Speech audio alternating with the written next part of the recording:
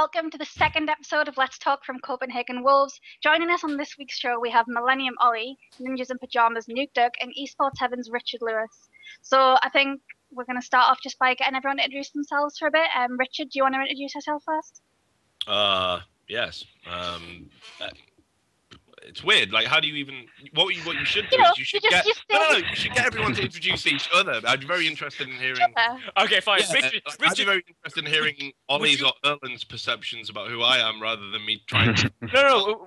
We'll start with it. Richard, would you like to introduce Olly? Yeah. Well, as far as Olly.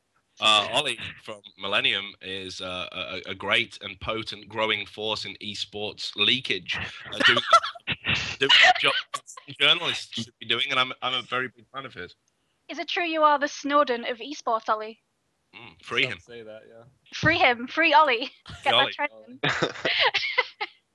So yeah, no. Just on a serious note, I think Yeah. a lot of people probably don't know who I am. I definitely don't. I'm not egotistical enough to presume that they would. So yeah, I'm a 30-something failure who's been an esports journalist for about 10 years now, and still struggling to come to terms with that every time I public appearance. So that's me. Okay, NukeDuck, do you want to say something about yourself? I'm NukeDuck. I play mid for NiP now. That's about it, I think. That's great. Let's go. Yeah, Olly. I'm Olly. I'm the coach for Millennium. You've probably seen me on Red or Twitter a few times. Your mic's a bit quiet. Yeah, you need to turn yourself up because everyone's waiting on what you're. Is it better now? Yeah, that's about Great. Right, great, wonderful. So I'm the coach for Millennium. Every now and then I leak something on Twitter and people get really upset. Pretty wonderful. That's about. Oh yeah, and I go to university and I play League of Legends as well. So that's about it, I guess. Right, we'll just get started. The first topic of the show that we're going to talk about is the Lemondogs and Ninjas in Pyjamas partnership that was written about by Lewis, that a lot of you have probably read about in the past week or something. Hold on, Richard, wait. Do I not get an introduction? I just realised. but You're a co-host. Like, Holy crap. you're not important. are you that desperate for like status and attention? Like Yeah. you need to be introduced on your own course. show? Like, that's like Michael Park. The guest. Come on, like, and with me now is George Best. George Best. Little reciprocation here. Like, everyone, you're the host, dude. What the fuck? Would be great to, get a little name drop here or there. Okay, this is Talha, host of the show, and we'll move on to the first topic. Richard, would you like to give a little summary about the article that you wrote earlier on this week about Lemondogs and Ninjas in Pyjamas? Well, again, I'm kind of calling the tune here, but I think you should summarize. You'll need to summarize it. Did Okay, you well- read it? Did you actually read it? Who's done their research? It is me, don't worry, I have actually read the article. I know that. Okay, so basically there was a lot of drama surrounding the Ninjas in Pyjamas and Lemondogs and their management actually working together, which Richard here decided to go find out for himself. We talked to a lot of people and discovered a lot of links between the two organisations. Obviously, this is bad for two different organisations to be working together when they're actually against each other in the LCS or whatever. So nothing actually came out definitive because we can't really draw conclusions from this. We can just kind of talk about the rumours almost, the things that people say. But a lot of people were pretty happy about it. A lot of people also had negative things to say about it. What I really want to know is what you guys think about everything that's happened. So, Well, what do you think of the conclusions that Richard talked about in the article? I'll add a few things before we go into that, because I think there's a huge misunderstanding about the piece. First of all, I've got to say I've got absolutely no issues with organisations acting towards each other within a friendly capacity, or if you like, collaborating. Use the word that got used, colluding For me, it's naturally it naturally occurs within the esports ecosystem that the more experienced and the more affluent will occasionally lean down and help other people. This is the nature of things. So it's only wrong when you apply Riot's ruling. And that was the context within which I wrote the article. Second, I thought the piece was actually a failure, journalistically speaking, and it's not easy to Some come people up. would disagree with that. Well, Were saying that it was one of the better esports articles that they'd read. I think that points to massive ignorance on their part. I certainly was disappointed. What you have to understand is you write to relevance, so you have a natural deadline, a sell by date, if you like, in attached to every story, and if you don't publish by a certain point, it becomes irrelevant and therefore no longer worth anyone's time to read, or indeed your time to finish and write. So it was a failure in the sense that it didn't uncover the smoking gun, or rather, I couldn't publish more convincing evidence and arguments. So I certainly don't think it was a great piece of journalism in that sense. What I wanted to do when I agreed to approve it was simply to show that there were enough links and ties for there to be a reasonable amount of doubt. I think I did do that. I think I achieved that much. It was a good insight into the relationship what you give.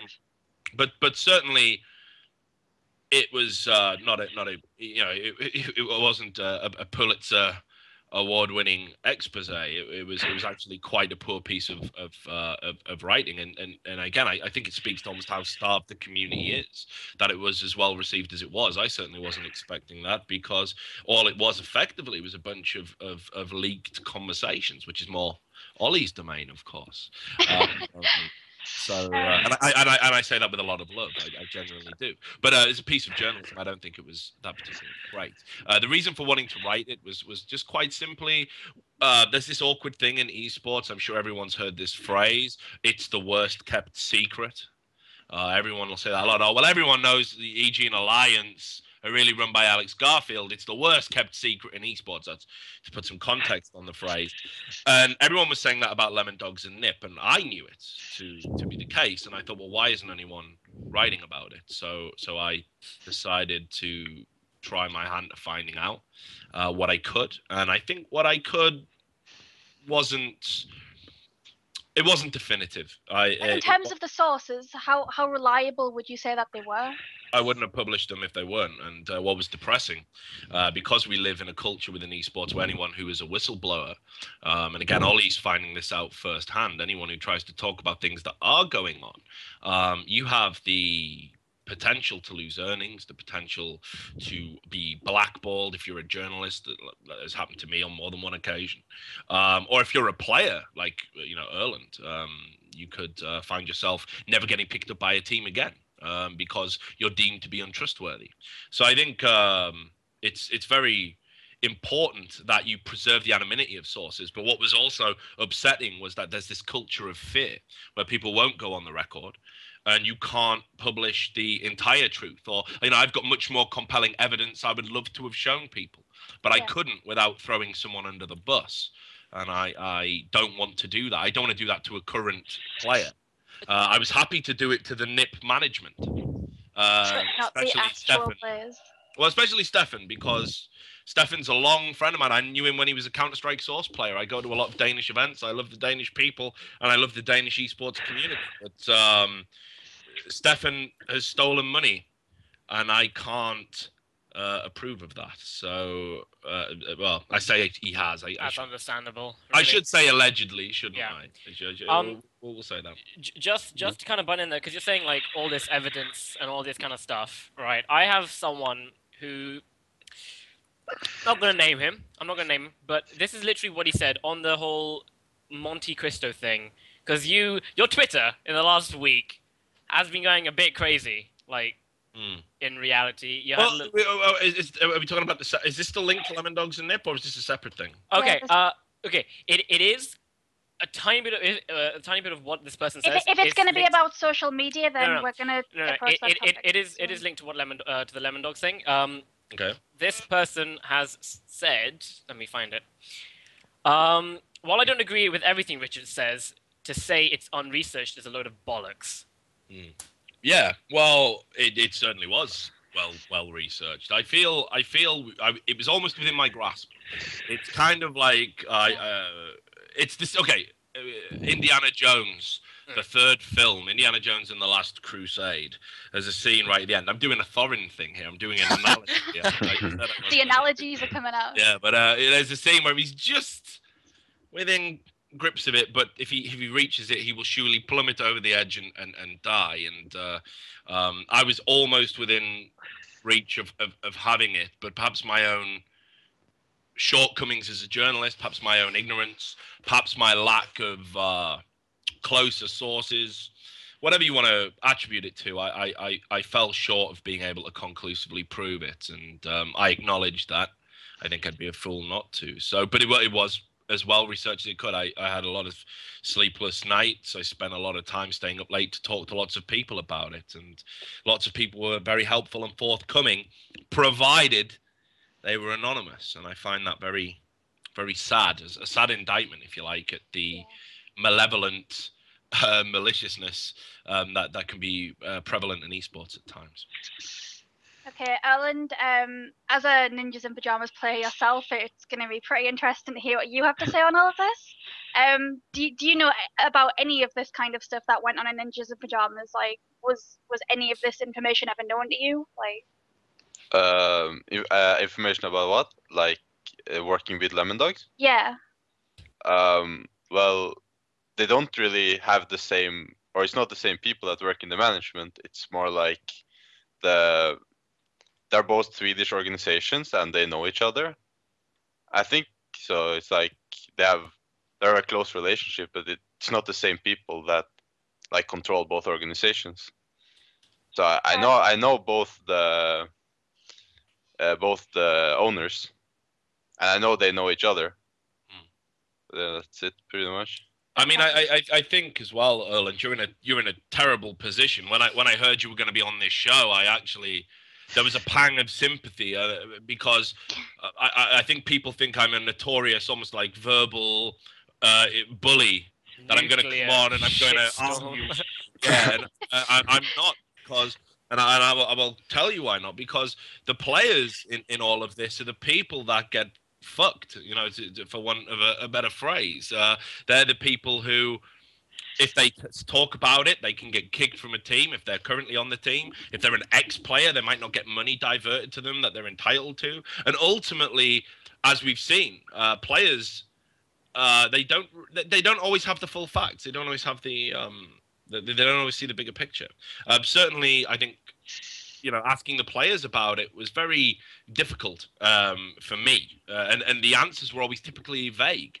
There was only a few that were willing off the record to say, well, yes, there were ties. So I absolutely sympathise with your position. I think it's a very awkward set of questions to face. But equally, I wouldn't accuse you of dodging those questions, because I think it's just as plausible that you wouldn't know. And I think what you're saying as well now is absolutely true. I don't think there is that relationship there anymore. I think I think Riot probably knew a little bit about it. Maybe have had a word in their ear, and I think they did change things accordingly. The problem was it used to be like that. What they were did not like me was that the CEO of Lemondogs, he wasn't very experienced, I think, so he needed like assistance and stuff, and someone from NiP helped him out, like with what he should do and how he should approach having a LCS team for the first time. And again, that's a fantastical storyline to me, because I know Nicholas very well. And I know the management of NiP very well. I knew them before they were managers of NiP. I knew Nicholas back when he was running an organization called 30p.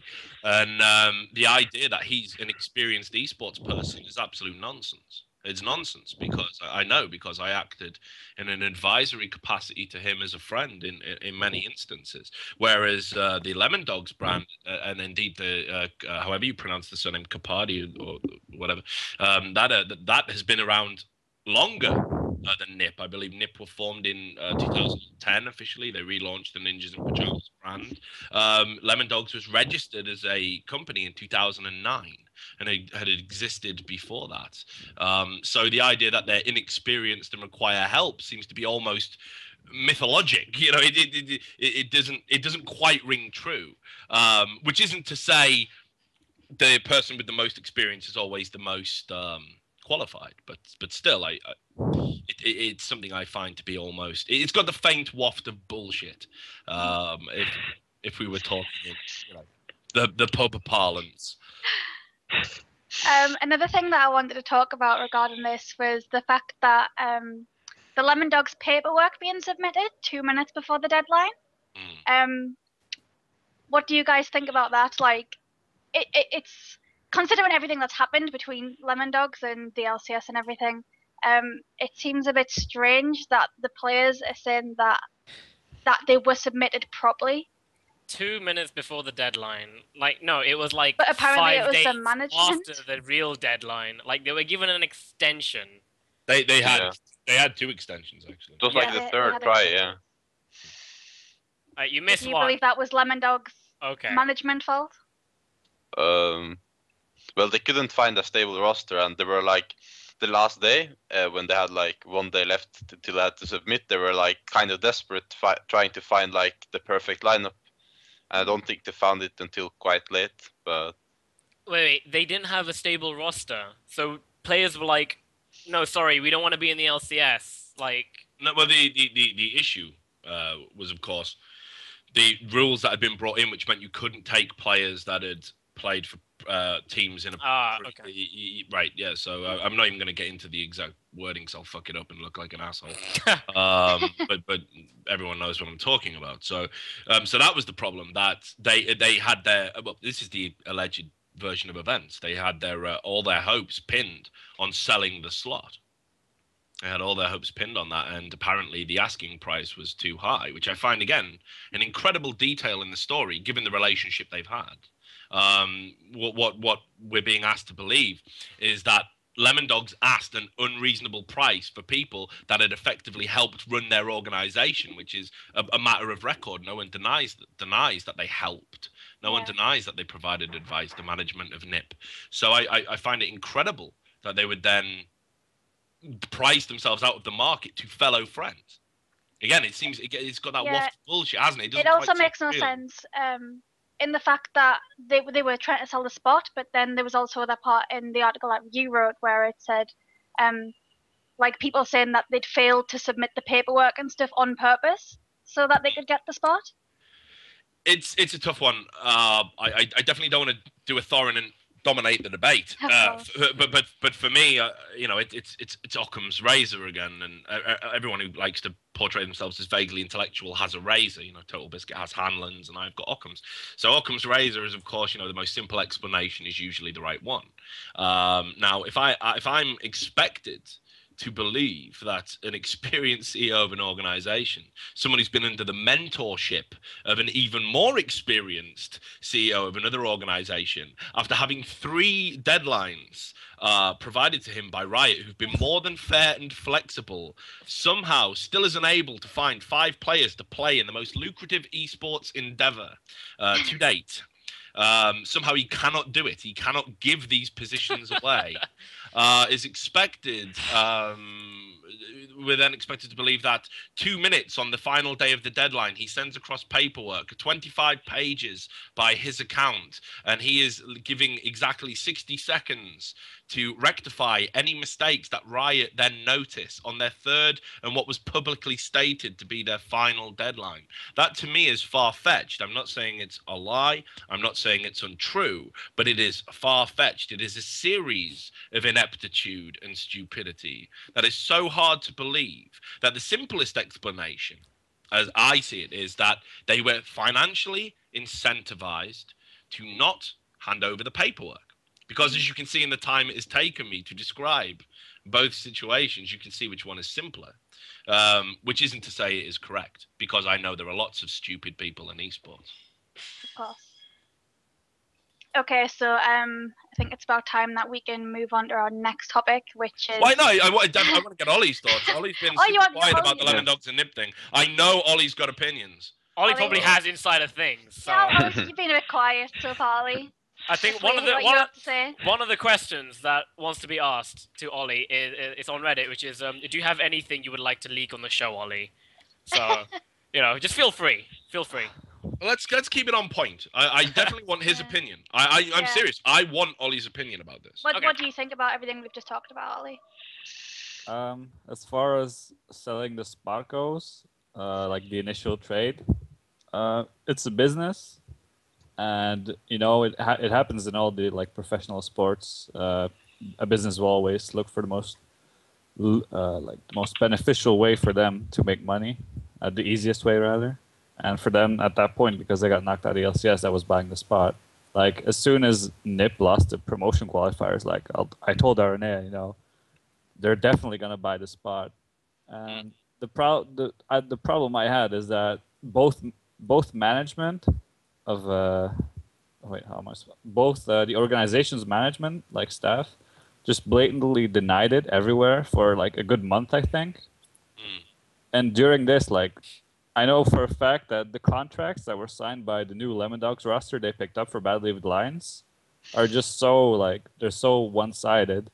They're just abusing the fact that these players have no knowledge of anything legal.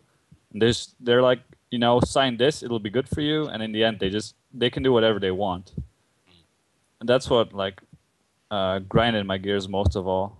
Well, I definitely share that sentiment. I think one of the things that got glossed over in the sort of clamour for drama was that 5 players have had their right to compete in a league that's very, very lucrative. It's a living salary, removed either by ineptitude or by design. And I think we shouldn't overlook that at all. I think if I was those players, I would certainly be looking at some form of legal recourse. And I think there has to be, because if my job is dependent on my representative filing paperwork on time, and he fails to do that, and I lose money as a result of that, there has to be a legal recourse. He's invariably fucked me over. And I've appointed him to do a very specific job. Now, okay, you may say, well, you don't appoint a manager, you don't sign a contract with a manager. But I think there's an implicit understanding that when you act in a managerial capacity, you have a duty of care to the people underneath you, and that can extend in many ways. I've been a manager in organizations. I was a manager in Zboard, Infused, Four Kings, which maybe a few people have heard of. And certainly that duty of care can extend in very strange ways. It could be meeting people's parents and giving them your word. You will look after their usually son, their child at a LAN event.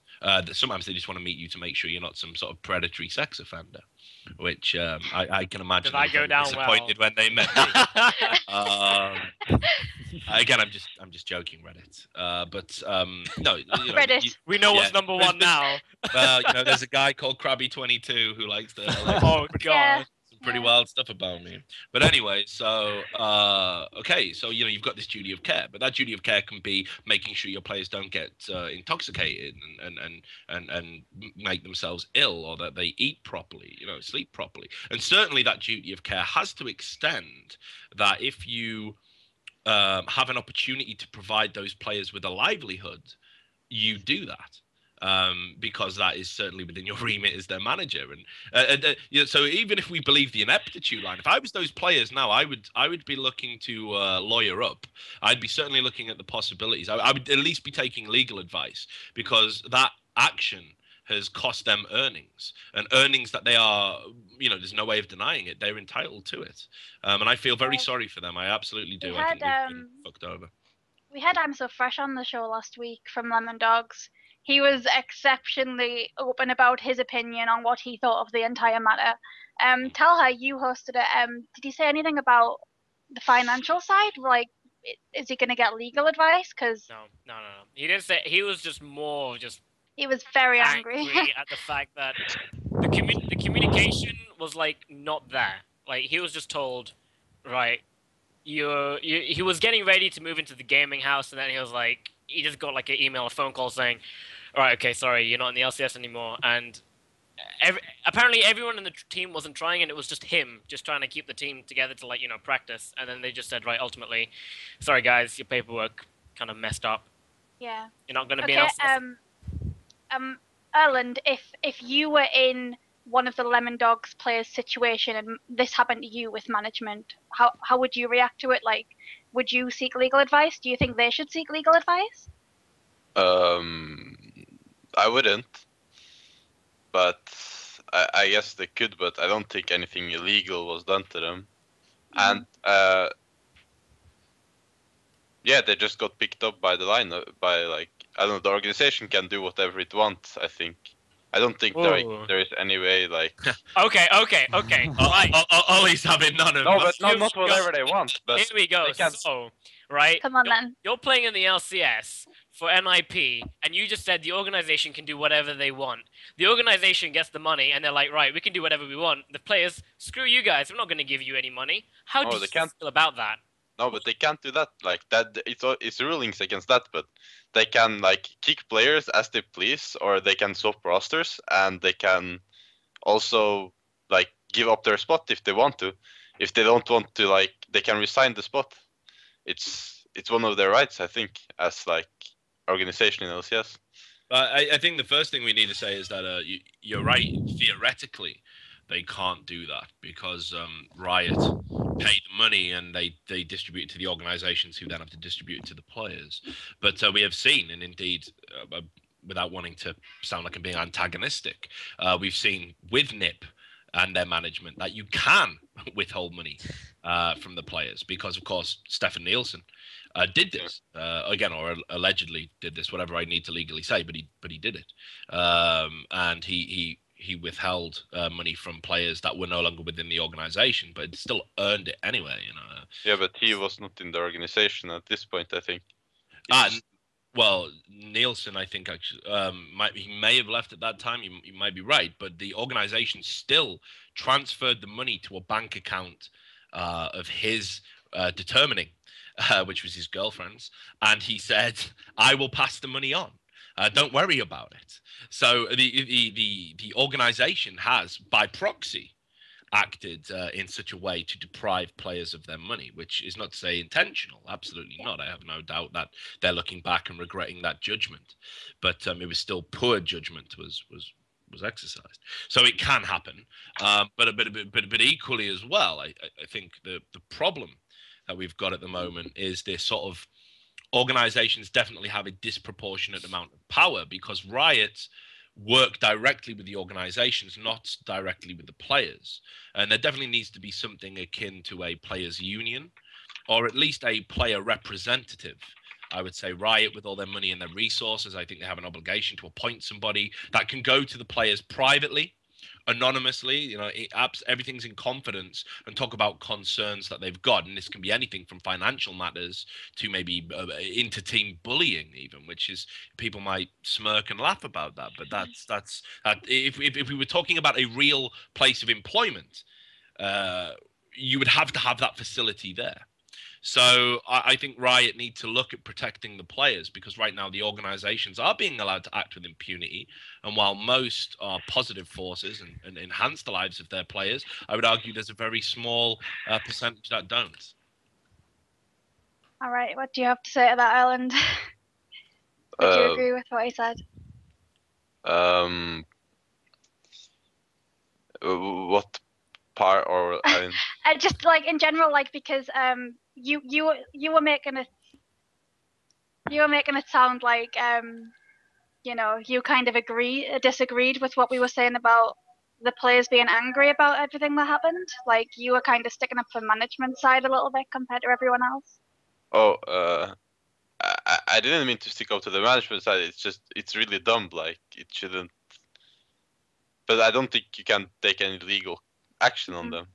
I'm pretty sure, unless Riot changed the rules within the LCS, I think. Yeah. But maybe they should, or I don't know. I haven't thought much Well, about they that. have changed the rules. Yeah, now. they did Well, actually. no, but change it. I think as well. The other point worth mentioning is illegality does not have to occur for punitive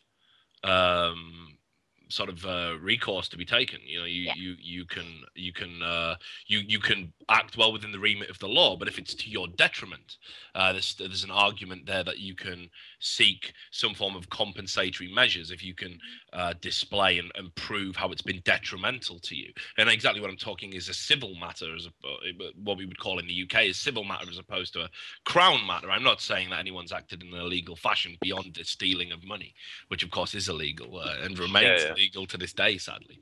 Otherwise, we'd all be doing it. But yeah, so I think there's definitely grounds to look at potential legal action because they have received loss of earnings as a direct result of someone else's ineptitude. I think the argument stops if the organization could demonstrate that the players hadn't filled the paperwork incorrectly. Yeah.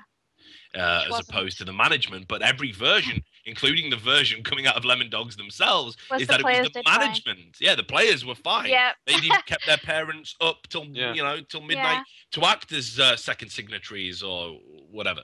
So it sounds like it's a managerial failing, and I certainly know if my manager had failed in such a spectacular fashion to hoover a year's worth of money out of my bank account, definitely. I'd be pretty livid. I'd be fucking upset. So there's no two ways about it. I like having money in the bank. I'm very old fashioned like that. So be on the phone to a lawyer straight away. Yes. Right. I think that pretty much covers everything we needed to talk about concerning Lemondogs and Ninjas in Pyjamas. The next major topic I kind of wanted to talk about was everything that's been happening on social media sites lately. This is kind of where Olly starts to get quite involved because there's been quite a lot said about him. Welcome to the show. I like as well. Like Olly's leaked so much, he's had to been put in super secret, silhouetted out. We've had to put him in a dark room, so you can't quite see his face. The WikiLeaks of esports is. No, I'm just kidding. We can get you a voice box as well. It would be free Olly. Okay, so everyone knows about the things that you've been saying on Twitter. People have been getting pretty upset with you. Players. I think the main problem is the effect that this has had on your team, Millennium. Last show we had a young buck saying that he didn't want to scrim your team anymore in case you leaked things about the scrims and what their team were doing. How do you feel about that? Well, there's a few things like that have to be cleared up. I think the most important one is that I've never leaked anything that was between teams, being scrims, tactics, strategies. So that's just untrue. As far as the things I've leaked in the past, it's contrary to popular belief. It's not attention whoring. For example, in the case of Lemondogs and NiP, I talked to Talha a few days before the whole catastrophe happened where they failed to deliver the paperwork, be it in bad faith or not. I told him, if you want, I can take a look at the contract you signed with Lemondogs and have it read over by a lawyer, because my father is a lawyer and he's already done a lot of the legal stuff for Millennium, Elo Blade rather, which is the license holder for the LCS spot, which has name sponsor Millennium, which he declined for a reason I'm not sure, but that doesn't really matter now. Everything I've leaked in the past, which is actually an actual leak, because for example, there was the incident with Quickshot, because I said the scrims weren't going to the placement matches weren't going to be streamed. I got that from 2 managers, and I even said I'm not sure about this. I literally said that on Reddit. So stuff like that, I'm not really going to comment on that because I don't think that's actually a mistake of mine from my side. It's just people not reading and taking everything. But don't you think that has a negative effect on your image? That people are like, okay, you're now misdirecting the general public, and then people are less likely going to believe your future tweets or your future statements then because of that one No, not Fuck well. They can. I don't. The thing is, like, as long as the people who have something to say about what I leaked, like the people that have influence in the decisions that are made, understand the point I'm trying to bring across. I don't really care if the masses understand it or not. Like for example, the whole situation with Lemondogs. When I talked to Riot about it in December, you know, they were going to take well, they weren't going to take steps at that point, but you know, they were brought aware of it. And I leaked that, for example, just to put some pressure on the organizations because they were just lying to like their players and their fans at the same time. Like when you tell your players who are currently contracted to you that there's no talk of selling the spot and you are doing it, that's negligence slash acting in bad faith. You know, people can go to court for that. Mhm. They're just abusing the fact that none of these players have any legal knowledge. Now, I was told that 2 players were fully aware about buying the spot for Lemondogs, and they literally said, I'm not going to name them, I'm not going to say where I got this information from, but they literally just said, if it doesn't happen, then we're out of the team. If you don't buy this spot, we're out of the team. So If from NiP, I guess. Yeah. Yeah. Well, that's their choice. You know, I have no problem with that. Like, I understand the business decision. I just don't agree with the way Lemondogs handled it towards its players because they didn't really care how the players would fare after the deal was made or in case it wasn't made. That's what rubs me the wrong way mostly. I feel like the players are always on the bad end of everything that's been happening lately. Yeah. For example, like a week ago, I was asked to read over one of the contracts from an upcoming team, they were going to sign with. Well, I'm not going to name the organization because I don't want to resort to like personal attacks. But they were going to sign with a big organization who's been involved in esports before, like for a long time. They've had some professional teams in League of Legends, and basically the contract had stuff in it like. If the players were disloyal to the team in any way, they could fine them 2 months of salary per infraction. Mhm. But there's nothing in the contract actually defined disloyal. And you know, it's stuff like that. These are contracts that are made in bad faith. Yep. Like, Yeah. I recall you have- saying on Twitter that contracts, was it the contracts that aren't reviewed by lawyers they usually have loopholes? Yeah, you were making that pretty clear on Twitter. Yeah, there's a difference between loopholes and being able to like straight up scam your players out of like thousands of euros for no particular reason. And you know, we've seen this happen time and time again across all of esports. It's quite sad that League of Legends, that's done so much to legitimize esports in a broader context, is still subject to these cheap, you know, snake peddling scam artists tactics. It's incredible to even think that players are still going to get scammed. And Olly's absolutely right in what he says. You know, when you put terms in like loyalty into contracts, you need to define what that is, because it's such an abstract and vague concept that the organization can say, well, this is what loyalty means to us, and the players can be, well, we weren't aware of that definition, so we don't understand why we're being penalized. And then you get into this linguistic thing, you know, who's got the resources to challenge the contract? And unfortunately, it's never the players. Players are often very younger than the managers and very naive. And it's like Olly says, this type of vague contract is created with bad intentions. It's there to exploit somebody else.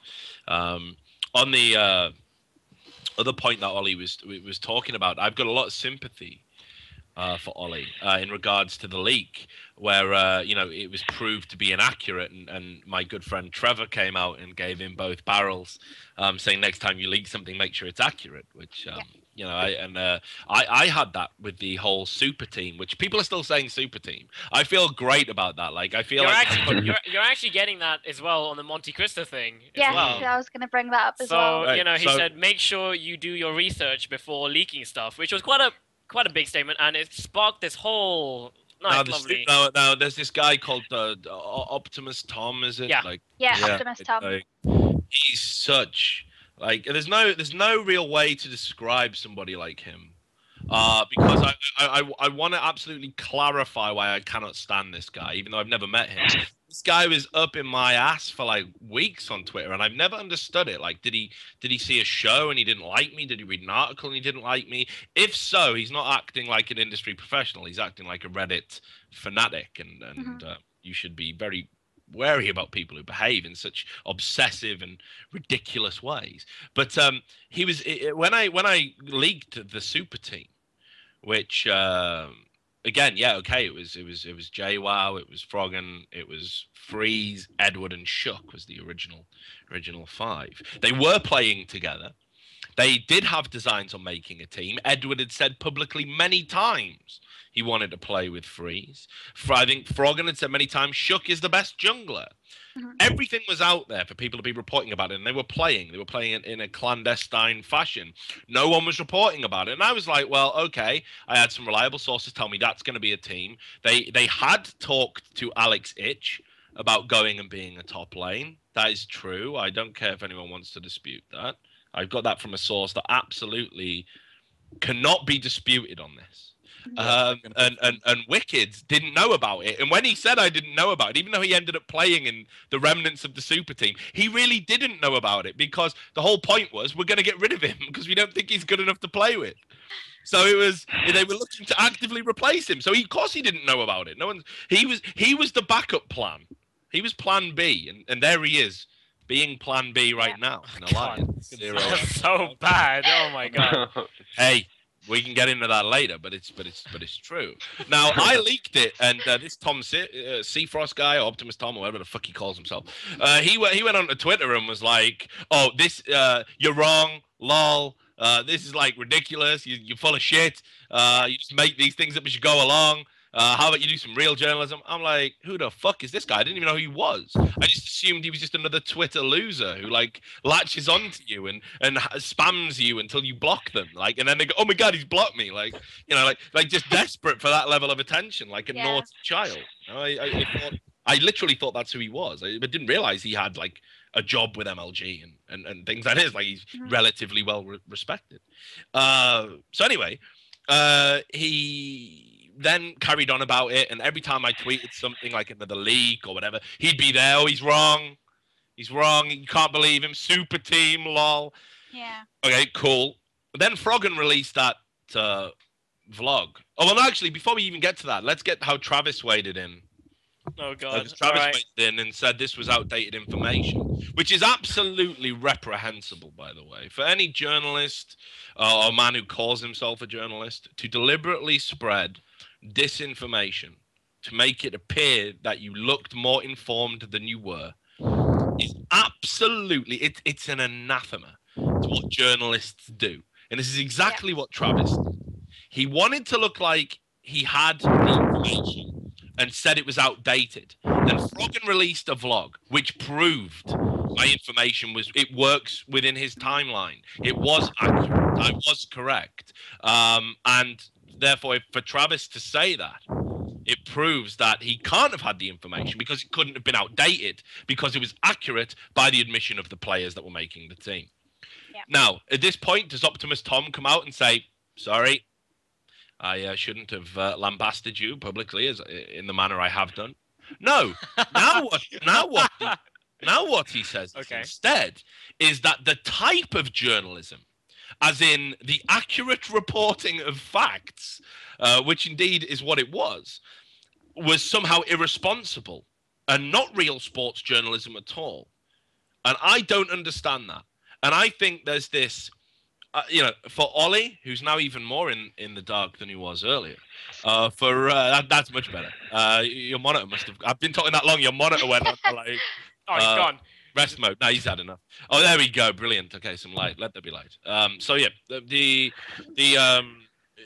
idea that your leaks need to be accurate. Well, if you cannot prove them at the time, and your sources are reliable, you shouldn't have an entire career disparaged if you go live with a leak and then it subsequently is proven to be a falsehood. Because I've got no reason to doubt that Olly had that in very good faith from 2 reliable sources. And perhaps even it was accurate at the time he leaked it and Riot maybe changed their mind. I mean, you have no idea. But he got a lot of shit for something that I completely empathize with. And I don't think it's entirely fair. You know, it puts people off in the future of leaking information of public interest into the public domain if you come down like a ton of bricks on somebody. So, yeah, so Olly, again. I have to say, people were like, I hope that there's a massive fight between Richard and Olly. But no, here we are. They're making friends. The big no, I know. It's so... I could have this in advance. You were looking for someone to be inflammatory. I like NukeDuck. I sent a message to his Facebook asking if he'd like to do an interview, which he didn't reply to. Now's your chance. Now's your chance. Fully allowed me on Skype after this, but it's okay. But I do like Olly very much because it's rare to see a ballsy person that's willing to incur the wrath of Riot while still earning from Riot. Well, I say earning from Riot, you know what I mean. You know, and that's something to cherish. We shouldn't be hating on the guy. We should be like, you know what, 95% of his leaks are accurate. Holy shit, what a great dude. Right, so I want to kind of draw everything. I want to get into the more nitty and gritty stuff because there's a lot of people have been saying a lot of stuff about all of you, and I don't know how you're going to take it. And you know, it's kind of like I'll just kind of get to it, which is pretty much some of the questions that were asked on Reddit, Twitter, and Facebook. So we're going to move on to that. And but first of all, just to quickly round off that whole Twitter controversy, whatever argument that was going on, Richard, you stated that esports journalism should have an edge.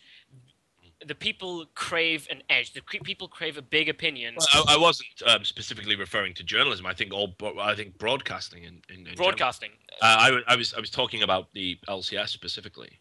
I think when we get into this mindset where we don't allow commentators to criticize players who make mistakes, I think we're in a very dangerous territory, and it certainly wouldn't exist in real sports. If you ever tune into Match of the Day, if you're a soccer fan, or if you like your NFL, and you watch, you know, Sports Center or Red Zone, sorry, as it is, you would know that the pundits criticize the players for fucking up, and they should. They absolutely should, because when I'm at home, I don't want to have an ex-pro explain, well, the reason he fucked up, but we're not calling it that, is, or we'll give him the benefit of the doubt. Just straight up, he messed up. Yeah, he fucked up. Everyone at home sitting doing that. Yeah, exactly. Yeah, everyone's at home. It's exciting. Like, we've all watched, like, again, in soccer, the commentator will say, if you miss an open goal from 2 yards out and you somehow spoon it over the bar, you are going to be lambasted by that commentator. It doesn't matter that he's a commentator. He's going to go, oh my God, that's miss of the season. And you're going to make made to be look like an idiot. And that's great, because you were an idiot to mess up so bad, and that's part of the entertainment of sports. So why in world do we move away from that? I don't understand it. Do you then think it kind of it leads to the whole, okay, so the commentators are not trying to say anything, but just theoretically thinking that the commentators are hired by Riot, and you know there's that whole daunting image of Riot behind them, like, okay, if you do this, that's it, you're sacked. Could you think that there is that? Riot have made a massive rod for their back in the sense that they peddle this idea that any kind of criticism of what people do wrong in a game is toxic. They use this blanket word for it, which is very cultish, I must say, when you apply one word to apply a very broad spectrum of behaviors. I don't really like it. I don't like the way it's entered the common vernacular. I don't like to see people who play other games using the word toxic. It's popping up in Counter-Strike. Well, the whole Counter-Strike community is toxic. We were predicated on toxicity. We have been for over a decade. I don't see the problem. If you play bad, you get called out on it. And I think the problem Riot have is that they need to be consistent in the application of that belief. And unfortunately, that's fell into the remit in the arena of professional playing. So when a professional player makes a mistake, a commentator doesn't feel comfortable saying, oh my God, what a horrible misplay. Because if you were to type, oh my God, what a horrible misplay in solo queue, you would invariably, if you were to type that every game to everyone who made a misplay, you would get banned. You would get banned by the tribunal system.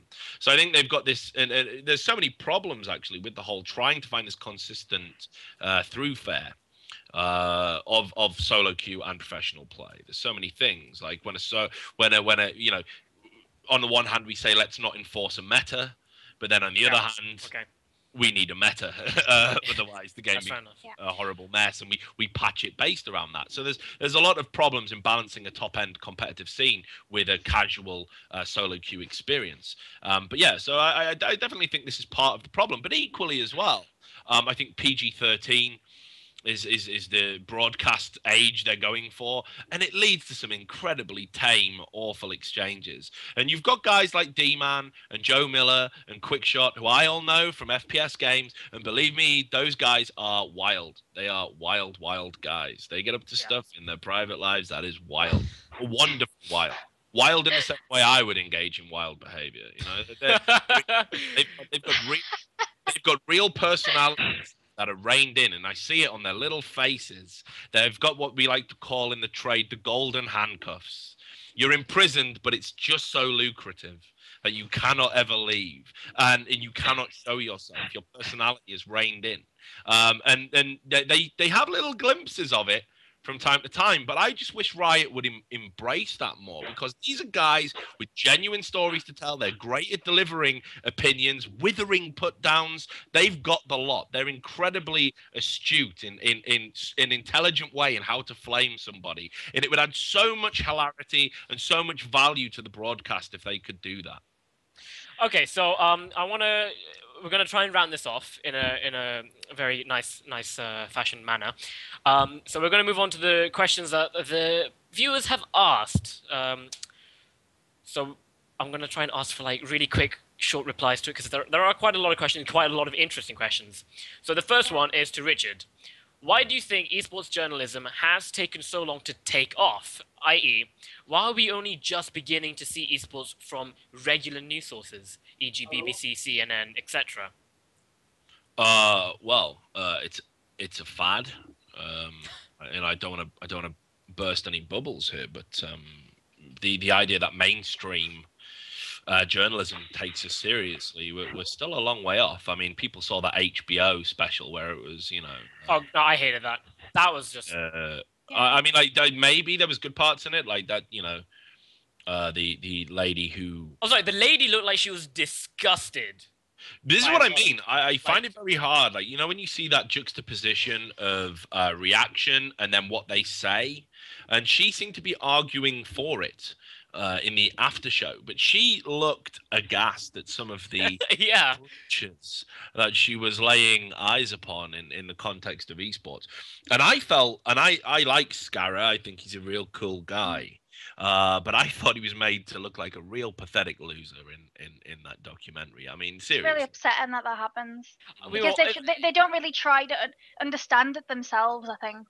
No, it is hard for them to understand it. But it's the way we've had this many times. I wrote a piece that was quoted in the independent newspaper over here, and it was about there was a Panorama documentary on the BBC, and they went to an event in the UK called iSeries, which is the biggest and longest standing UK. I think I was there when this happened.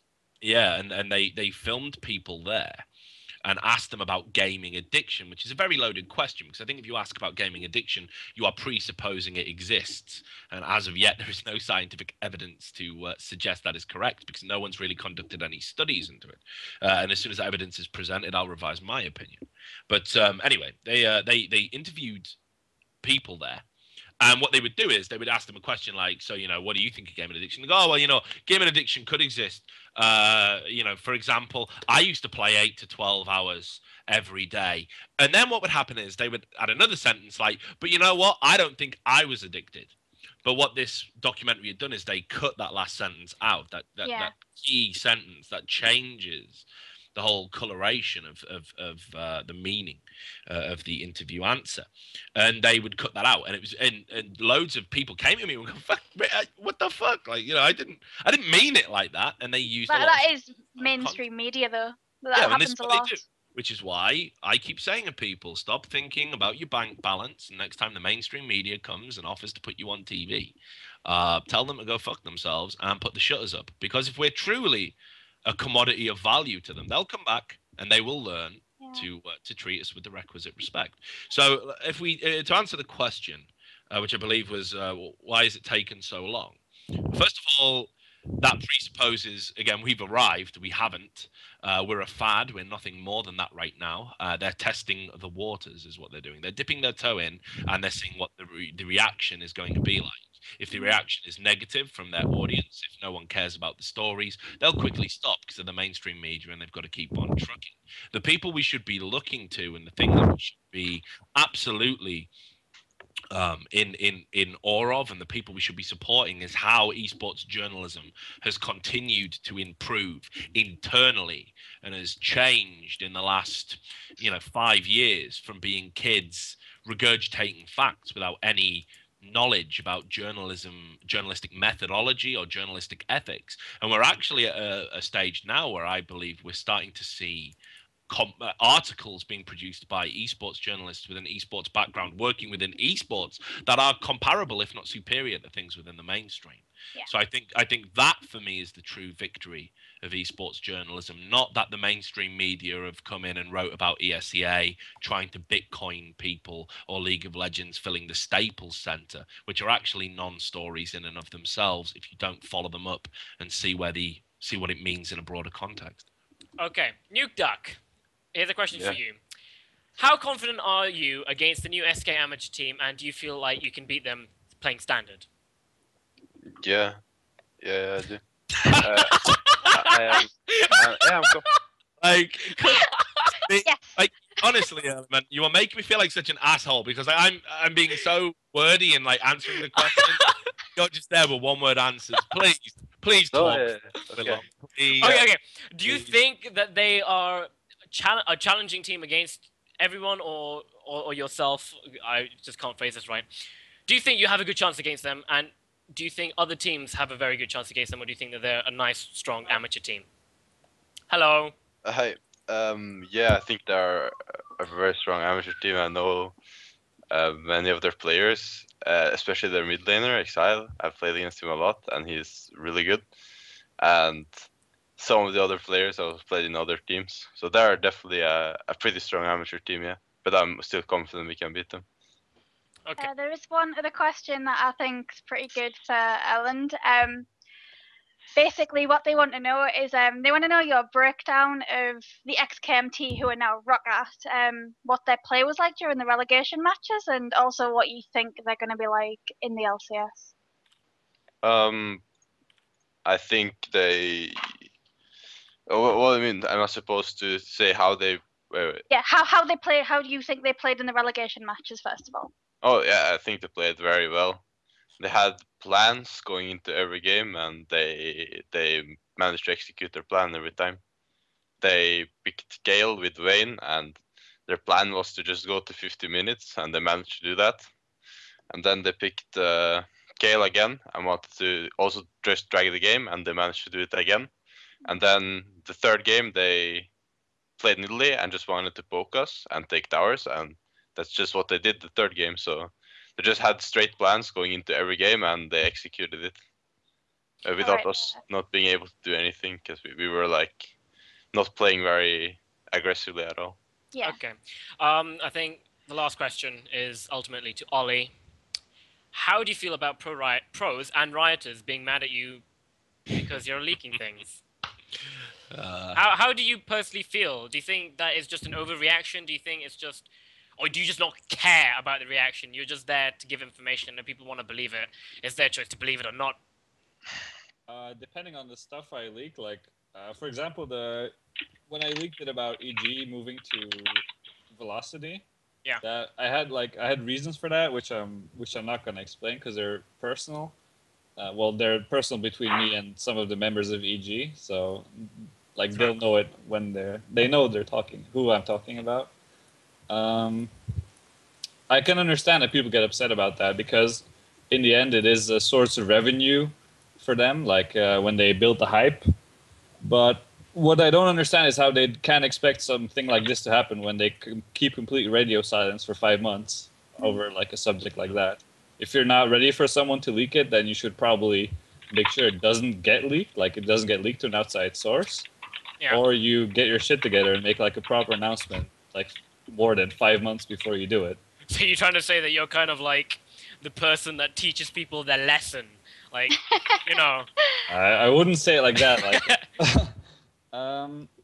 well, in a way, maybe yes. But for example, I watched the episode from last week from this show. I'm and sure I you saw, love that. Yeah, like a lot of people were mad at me, but it's kind of from my point of view, it's kind of sad that they resort to such personal attacks when they know that if I wanted to, I could like I wouldn't. I'm not sure how to say it, but harm them individually, but not in a way like physically harm. Just like leak something which would put them in a very bad daylight. So now we're using leaks as a form of like blackmail. No, not like that. No, what he's saying is that he could say things that could, of course, harm this person's reputation. That's saying things about him, but he's not going to get personal about it like they are. Yeah, no, of course. I understand that. Just making a joke. Like I've specifically avoided like personal attacking people personally. And when I saw the episode last week, as far as Fly goes, he just holds a grudge at me because what happened at Millennium. Like I told him he's very incompetent at what he does, which he is. He still is, and he like I told him at like 6 or 7 months. No, actually it's a year ago now. Holy shit! Like a year ago, you fucked this up. Like the contracts with Millennium were horrible. They weren't even legal because like every paragraph had something contradicting the previous paragraph. They hadn't been paid for like 5 months, and they didn't have any of the stuff they needed. And I told him, you're not doing your job. You're just doing this so you could stay, because at that point he was actually homeless. Like he got kicked out by his parents, I think, or something like that. I'm not sure about that. So he wanted the job just to have somewhere to stay. And I told him, if you want to manage a team and want to get a team into the LCS, then you have to actually do your job. And after which I think the team kicked him because I told everyone in a group call, this is not how you manage a team. This is just amateurism. And he didn't have a place to stay for a while after that. And then I don't know, he got really fucking lucky with KMT because I don't know, he's not a good manager. He never will be because he's just not very intelligent. Right. Okay. Is there anything else? I did want to add something, and I feel bad for doing it. Feel free. It was something I wanted to say earlier, and it didn't sort of come up naturally. I think it was linked to Olly and the attention-seeking accusations, and certainly I've been accused of that myself. And I just wanted to sort of clarify that a little bit and elaborate on why it's not about attention-seeking. And I will tell you this, linked to the Lemondogs and NiP story, so it becomes a nice little circular show and we can pretend we planned it. And that is, a lot of people said I must have a vendetta against NiP, which couldn't be further from the truth. And I didn't write the story for attention. It was with a real heavy heart when I did it and published it, because... No, you're a journalist, it's your job. That's... because I was there with Nicholas, as I already mentioned earlier in the show, back when he was doing his 30p LAN, which was a fantastic experience. It was a fantastic LAN. He looked after me. It was in a small game, Counter-Strike Source, which was never a premium esports title. He set up a LAN which catered food for all the players. We even had players from Japan come over, and part of that was because he negotiated such a great deal with the local hotel. So he did so much positive stuff. And we've been out drinking a whole bunch of times. Heaton, Emil, he is one of the first real esports celebrities I ever met. and ever had a relationship with. Like the only esports celebrity I was even remotely starstruck by when I first met him in 2006. It was like, this guy was a god in Counter-Strike. And I went on to get to know the gentle giant behind the exterior, and he's a great guy. So these are the two people running NiP, and they had people below them, you know, and the people on the Counter-Strike team who I'm long-standing friends with, had a relationship with for many, many years. All of that is pissed away now. I don't think those guys will ever talk to me again. I'm terribly sad about that. But I understand it, and I don't blame them for it. It was real hard to sort of surrender all of that, to know next time I'm at a Swedish event, the group of people I can freely associate with has diminished quite significantly because of writing this story. And I don't get paid any more if 50,000 people look at an article or 50 people look at an article. My rate is the same. My salary remains unchanged. I could write bullshit pieces about how much Erlend is a beautiful person. Well, it wouldn't be bullshit. I'd be telling the truth, obviously, Erlend. But you know, Yeah. I could talk about what a great guy he is and how cute it is that he has catnaps. All right, or write some fluff, Aw. and people would, you know, it would probably get higher even maybe on Reddit. It would probably get more attention. But regardless, I'd be paid the same. But the point is that when you feel passionately, like, you know, when you've worked in esports a long time and you genuinely believe that we are now at the point where almost like the mainstream's going to start looking at us and how we do things. If we allow corruption and if we allow our standards to slip, Yeah. and we go the same way as mainstream sports, football, match fixing, rife, NFL, doping, rife. If we allow corruption to enter this institution, we're going to end up as successful, but as corrupt and as bad as everything else in the future. And I honestly, not a gimmick, not bullshit, not a lie, not attention whoring, I genuinely don't want that to happen. And writing that story was one of the hardest. I felt sick. I honestly did. Yeah, it was one of the things I wanted to ask you as well. Where do you think it's the right thing to do? Because, you know, ultimately the aim is to show the governments that, hey, look, this is esports, and we want you to kind of help us get big. But if they see things like this happening, then, you know, it kind of shies them away from the fact. I think it's the right thing to do for esports. It's certainly the language that got bandied around privately was betrayal. Betrayal was the word, and I don't think it's in an accurate description. And that is what makes me feel worse about it. That, you know, I might have served some sort of greater good, but I betrayed people who considered me to be a friend. And that's very difficult, and sometimes you've got to straddle that line with journalism in general. And in esports, it's a very small industry, and it's very hard to reconcile that because you know people for a long period of time. You watch them grow, and they watch you grow over a period of time. So yeah, I've got a lot of regrets about the piece. I got a lot of regrets, but at least I think my overall intent was correct, but I still feel bad about the people that it impacted on almost secondhand. So I wanted to get that out there because I know a lot of people of course. think I'm genuine, or they think I'm a fucking attention whore. You know, which is again the same thing Olly has put up with. People think I'm a bullshit artist or whatever. So yeah. So my touching speech, the feels, the wave of feels made Erlend disconnect. Which is, he's just, I need to go. It was feel over. Like, there's too many feels for the. Oh, there we go. Oh, there we go. He's back. So I think that was a pretty good thing to end the show on. It was truthful. It showed everyone in a better light. Do you have any shout outs to do? So sorry. You're the co-host, Talha. Stop talking over me. Richard has places to go. No. Do you know what? Like, I know I said that at the start of the show, but I just heard my girlfriend next door breaking plates.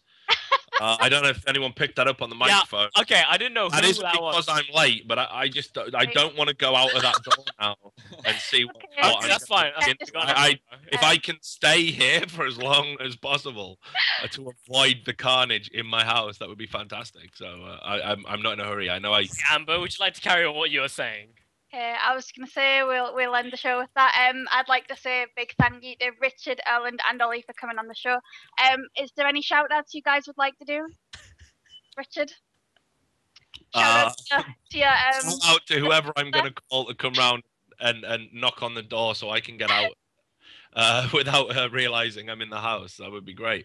Shout out to you guys. I think you are doing a good thing. I think we're having another very good, less fluffy League of Legends show. You know, people will say that I'm right. A show with topics and. It's just, look, no disrespect to the league, but I think it needs a revision of its format almost. Or certainly the regular guests that have on it. I think it speaks volumes that the most entertaining one in God knows how long was the one with my compatriot Thorin on, and I wouldn't even say it was 2.5 hours.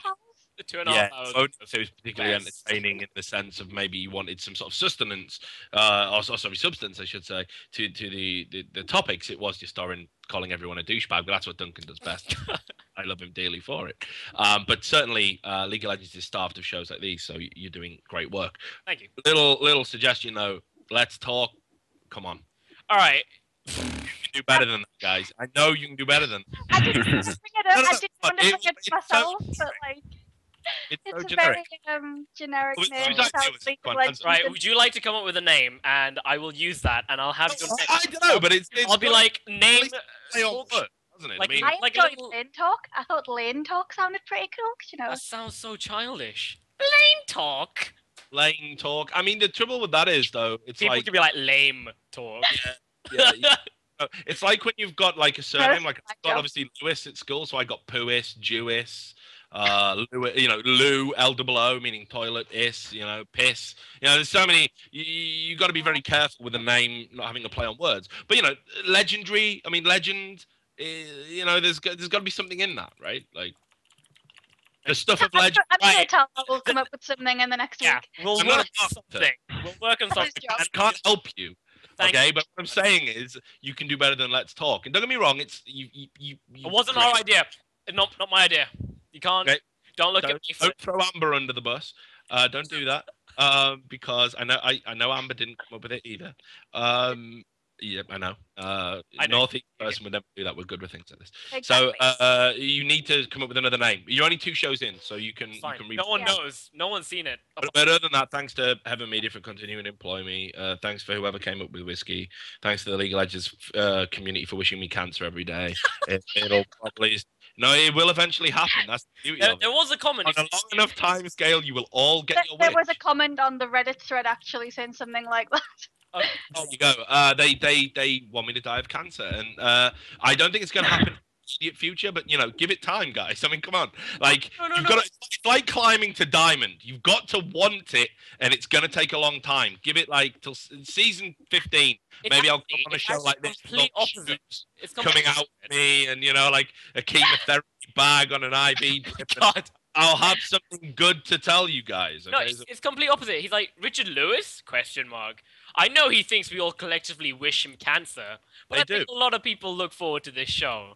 No, he says, Because they think I'm going to get cancer. That's why. Okay, we're getting off topic. Sorry, Moving on. right, Olly, shout-outs, quick, go! Well, to everybody who loves me so much on Reddit, of course, keep it up.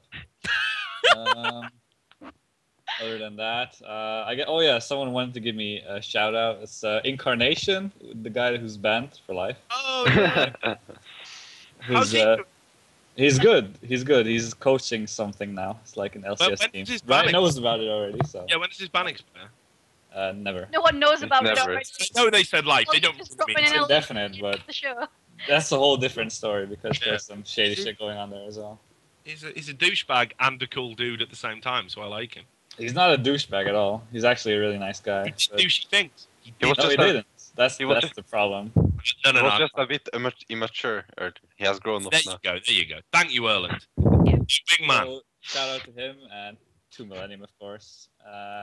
Well, that's about it, I guess. Okay, To myself, Erlend. because I'm amazing. To myself, yeah. Erlend, any shoutouts? Yeah, it's like Ninjas in Pyjamas, Talha Steel Series, thank you, Thor. And that's about it. Yeah, Brooks Ninja as well. Pajamas, that's that Yeah. done. Alright, so thank you very much for watching. If you want to find these people on Twitter if you wanna be ahead of the action, like really far ahead, and be in tune for the leaks, you can follow Olly on his Twitter, which is just above his name. What is it, Olly? I'm not gonna spell it because, well, Odebeuf. You know, you can't really pronounce it because it's my first and last name initials. Odebeuf? Odebeuf, yes. Odebeuf. That's brilliant. And if you want to be up to date with lots of amazing articles over at Esports Heaven, you can follow Richard Lewis at. It's Richard_A_Lewis, but I just retweet Ollie. So just follow him. And last but not least, NiP player Erlend. Yeah, it was Twitter at NukeDuck LOL. At NukeDuck LOL. And if you want to if you like us, if you like me, I hope you really do like me. If you like Amber, if you like what we do, we'll have more shows. Follow Copenhagen Wolves, as this is their show, at CPH Wolves. I am the small guy _ on Twitter. Amber is Kiko's lol. Kickers. And I think that'll be the end of the show. Thank you very much, guys, for coming on. You're welcome. Thanks for the opportunity. See you some other time. Any time. Hopefully it Thank wasn't you. a new car crash. Sorry I wasn't like Thorin, guys.